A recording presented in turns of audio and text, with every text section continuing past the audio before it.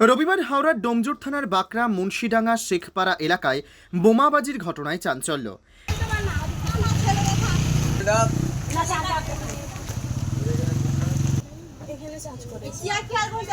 আপনি গ্যাস পাচ্ছে তো? হ্যাঁ, একটুখানি দিন। একই পাড়ার মধ্যে বোমাবাজি ও ইট বৃষ্টির ঘটনা ঘটল।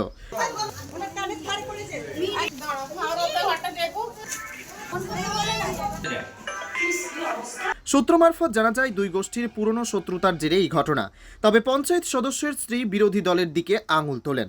পঞ্চায়েত সদস্যের বাড়িতে বোমা মেরে বাড়ির কাজ ভেঙে দেওয়া হয়েছে বলে অভিযোগ।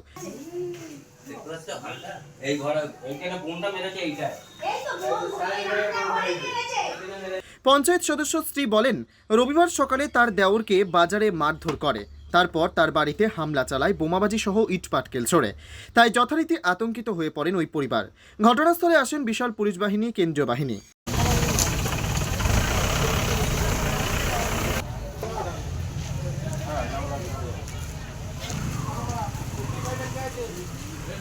এই ঘটনায় যথারীতি একজন মহিলা আহত হন বলে জানতে পারা যায়। তাকে চিকিৎসার জন্য হাসপাতালে নিয়ে যাওয়া হয়। এখন এলাকা থমথমে, পুলিশ ও কেন্দ্রীয় বাহিনী মোতায়েন আছে র্যাব। পুলিশ তদন্ত শুরু করেছে।